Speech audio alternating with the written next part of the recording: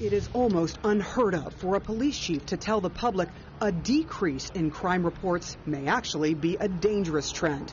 But that is exactly what's happening in one of America's biggest cities. In Los Angeles, domestic violence reports are down 10% in the Hispanic community. 10%. Imagine somebody being a victim of domestic violence and not calling the police because they're afraid that their family will be torn asunder because of immigration enforcement. What's even more alarming, he said, reports of rape dropped 25% in the Latino community compared to the same time last year. The fear is crime isn't actually dropping, but victims are too scared to report it, noting the drop came after Donald Trump, with his tough stance on immigration, took office. There's no direct nexus to it, but there is a strong correlation. But in Denver, the city attorney says she has seen a direct link.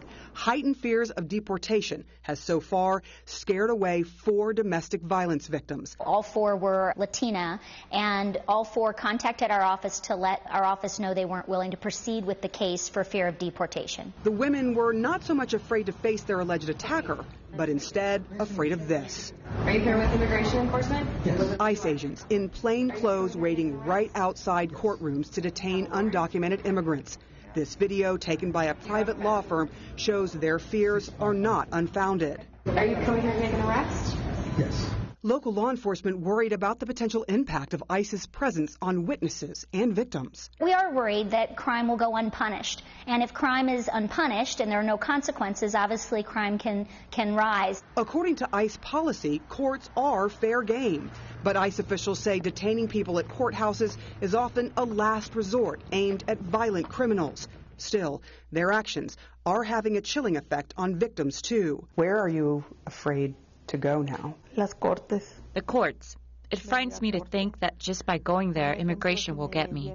This undocumented mother of 2 American-born daughters says she used to live in terror inside of her home because of her abusive spouse before fleeing. He was never charged, but now she's even more terrified when she leaves her home. Every single day I think about this. My daughter said, "Mom, I'm afraid when you pick me up from school, immigration will be there." A couple of things to note here. One is that statistically speaking, it's not a very large amount of data. It's only the first 3 months of the year, and so hard to tell there's a larger trend there. Secondly, during the Obama administration, ICE agents were in courts and did affect some arrests there, but that practice largely stopped in 2013 or thereafter, after ICE faced major backlash after they had arrested some women who had gone to court trying to seek restraining orders. Now ICE is clearly back in courthouses, and the tension between ICE and local law enforcement and some victim advocates is as well.